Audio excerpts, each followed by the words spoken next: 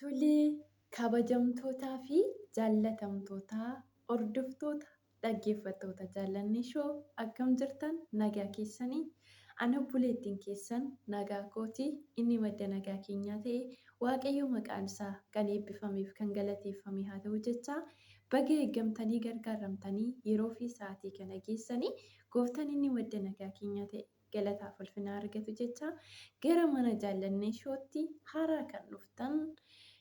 YouTube kana subscribe gochuudhaan akkasumallee like share gochuudhaan hiriyoota keessan biraan gahaa. Warroonni maatii jaallannee shoo taatan immoo subscribe akkasumallee koomentii barreessuudhaan na tumsaa isiniin jechuun jaalladha. Yaada qabdan koomentii jalatti naaf barreessaa.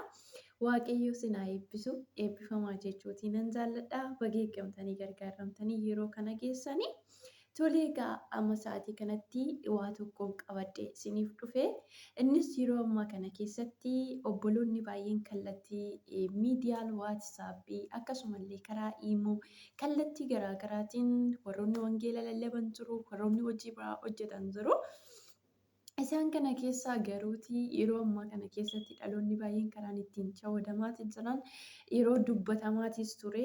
Yaa ta'uyyuu malee sammuun dhaloota baay'ee achi keessatti qabameetu kallattii baay'een dhaloonni burjaaja'aatii yeroo itti jiru kana keessa jira jechuudha bara kana keessa. Akkasumas immoo warroonni dhugaa wangeela lallabna jedhanii wangeelatti dagalfatanii kallattii garaagaraatiin immoo raajummaa sobaatiin illee ka'an baay'eetu jira.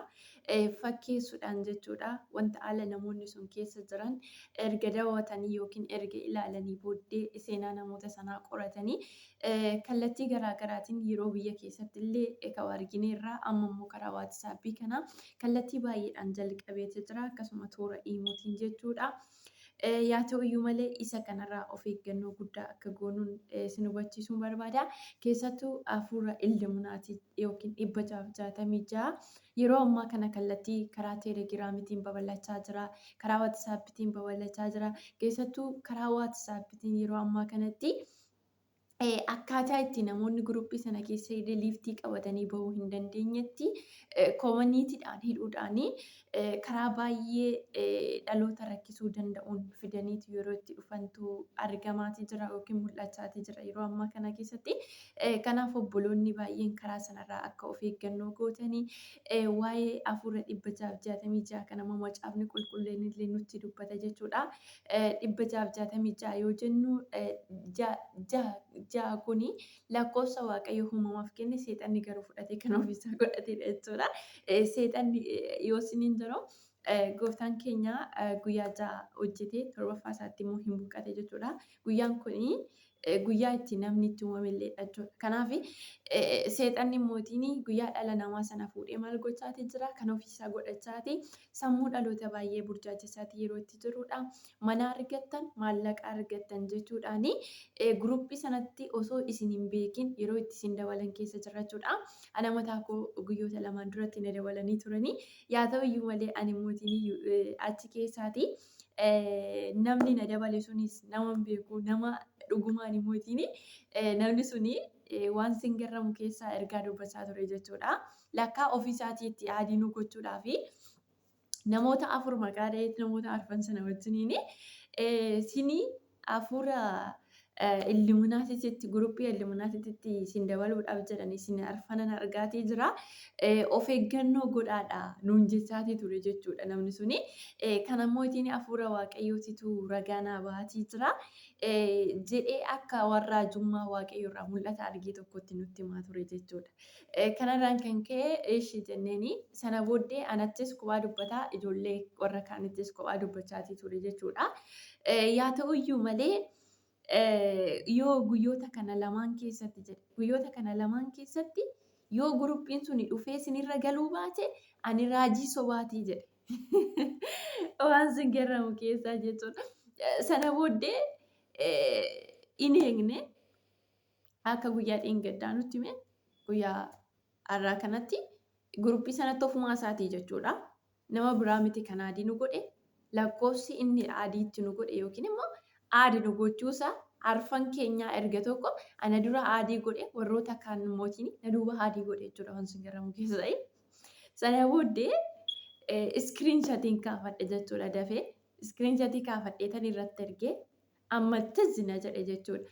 Lakkaa'achuun kana yoo godhu tariitii raajummaa isaa sana akka fudhannuuf yookiin immoo dhuguma ati nama sirriidha jennee bakka namicha sana fuuldura harka walitti deemnee akka deemnu barbaadee ture jechuudha namni suni. Yaa ta'uyyuu malee deebi'ee dhufee wangeelaan kakachaa ture. Waan sin garramu keessaa jechuudha. Anaa miti kan adii godhe garuu mootiisatu adiitti nu godhe. Sana booddee nuti ergaan kee haa dhugoomuudhaafi kan isa kana gooteenaan lakkii ana miti jedhee namni suni jechuudha. Garuu nama dhugaa wangeelaa kana beekudha. Egaa bara kana keessa raroo olaa uffatanii waldaa kiristaanaa keessa kan galan baay'eetu jira. Irri isaanii kallee olaa uffatu. Garuu mootiin oolota miti. Oolota fakkaatanii waldaa kiristaanaa keessa galanii jiru. Oolota fakkaatanii dhaloota gidduu galanii jiru. Oolota fakkaatanii kallattii garaagaraatti faffaca'atee jiru jechuudha. Namni achi keessa jiru waan sin garramu nama 600 oliidha jechuudha. Kana booddee liftii dafee qabadhee tan ijoollee liftii qabadhaa keessaa ba'aa jedheen warroota dabalee sana. Isaan liftii qabatanii keessaa ba'anii liftii keessaa qabannee baanee gartuun sun nurraan badu ture jechuudha. Maal gochuu qabnaa? Indaganaa namoota biraa daballee sana booddee liftii qabannee baana malee hin danda'amu jechuudha nama biraa dabaluudhaaf. Sana booddee koominiitii keessa gallee indaganaa achi keessaatii akkamittiin akka liftii baanu erga ilaallee booddee liftii keessaa qabannee jechuudha. Giruppichi nurraa badee. Wantoota akkasii kanarraa of eeggannoo godhaadha. Maallaqa argattu jedhanii jireenya hafuura keessaniitti sin ajjeesu daqiiqaa tokko keessatti sammuun koo ammam akka biizii ta'e hin beekne baay'ee na aarsee ture jechuudha.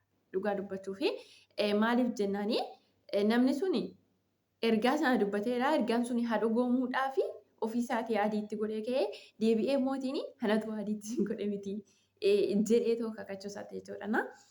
Bilbilli immoo bilbiluma isaa ture. Isumatu adii godhee ka'eeti mootiin ana miti jedhee dubbachaa ture jechuudha. Dhaloonni baay'ee yeroo ammaa kana keessa namni sun kan jiraatu egaa biyya Suudaan irra ta'anii kaartuum keessa ta'anii warra hojjechaatii jiranidha jechuudha. 466 warroonni limunaatii hojjetan baay'ina isaaniitiin jechuudha. Karaa FB tirree yoo argitan dhufanii kan sin dubbisanii warra kaartuum jiranidha jechuudha. Ijoollee baay'ee na qunnamee jira. Kaartuum jirra jedhanii sin dubbisu jechuudha. Kaartuum jirra jennaan isaan akka ta'e beekuutii qabdu jechuudha. Baay'inaan isaaniitiin biyyoota Itoophiyaa keessas yoo jiraataniyyuu baay'inaan garuu kaartuum taa'u jechuudha. Kaartuum keessatti hundeeffamni isaanii achi natti fakkaata yookiin immoo waannan isaanii achi natti fakkaata jechuudha. Wanta kanarraa of eeggadhaadha. Isiniin jechuun jaalladha. Jaalala waaqayyootiin akkasumallee kallattii jirtaniin obboloonni akka of eeggatan itti himaadha isiniin jechuun jaalladha. Maaliif sammuun dhaloota baay'ee barreessamee jira. Dhaloonni baay'eedhaan akkaawuntii keessan argaa. Yeroo sana achi keessaa liftii qabannee baanee obboleettii tokko maal jedhaani ingoominii obboleettii daddafiitii akkaawuntii kee ergi maallaqa sii galchina malee waan biraa sitti fakkaatin hafuura dhaabbata illuminaatii jedhee sana booddee 666 jedhanii Itoophiyaa kaartaa Itoophiyaa irra kaa'anii jira waan sin garaaman keessaa jechuudha. Kanaaf wantoota akkanaa kanaati of eeggadhaadha. Biyya keenyaaf kadhadhaadha. Egaa hojiin seetanaa kallattii garaagaraatti socho'aatee jira yeroo ammaa kana keessattuyyuu. Kanaaf dhalootaaf haa kadhannu. Dhaloota hafuura kanarratti immoo haa dammaqnu isiniin jechuun jaalladha. Sagalee Waaqayyoo mul'ata Yohaannis keessatti waa'ee kanaa sirriitti gadi buusee dubbata jechuudha. Tokko tokkoon yoo hiikee dubbachuu baadhee yookiin kutaa kana irratti qophaa'ullee baadhee waa'ee hafuura 666 kana macaafni mul'ata Yohaannis yookiin immoo qorannoo mul'ata Yohaannis irratti taasifame tokko jira jechuudha. Macaafa kanarratti dubbiseen ture. Macaafa kanarratti waa'ee 666 kuni gadi fageenyaanii jechuudha kan inni barreeffameeti jiru. So macaafota akkasii yoo argattan waa'ee mul'ata Yohaannis qorata jechuudha. Bitadhaa isiniin jechuun jaalladha. Asirra jiraachuudha. Yaa ta'u malee macaafni qulqulluun waa'ee kanaa zirzirri godhee yoo nu baate asirratti hin arganna jechuudha. Asirratti beektonni macaafa qulqulluu akka qorataniitoo asirratti waa'ee isaa teechisan jechuudha. Meeqaan baay'isanii sammuun namaa akka hin hubannetti jechuudha. Kanaaf waa'ee isaa immoo mul'ata Yohaannis boqonnaa 13 keessatti lakkoofsa 18 irratti hin dubbata. Garuu gara oliitti immoo waa'ee bineensichaa sana dubbata jechuudha. lakkoofsa 18 irratti akkas jedha. Kana keessatti ogummaan ni barbaadama. Lakkoofsichi kunis lakkoofsichi kun maqaa namaatiif waan dhaabbatuu fi namni sammuu qabu lakkoofsicha lakkaa'ee bira gahuu hin danda'a. Lakkoofsichi isaas immoo 666 jedhee dubbata jechuudha. Mul'ata Yohaannis keessatti. Kanaaf waa'ee lakkoofsa kanaa macaafni qulqulluun hin dubbata jechuudha. Maaliif bineensa bara dhumaa waan ta'eef. Kanaaf obboloonni keessanillee akka of eeggatan ofii keessaniifillee of eeggadhaa isiniin jechuun jaalladha. Viidiyoo biraatiin amma walitti deebinutti turtii gaarii qabaadhaa. Yaada yoo qabaattan komantii jalatti naaf barreessaa. Waldaa kiristaanaa akka irratti dammaqxu godhaa. Gooftaan sinaa eebbisu. Hafuurichi kun diigamuu qaba biyya keenyarraati. Qabeenyi iddoo karaa maleedhaan dhufu Kiristoos irraa adda nu baasa waan ta'eef jechuudha. Gooftaan sinaa eebbisu eebbifama.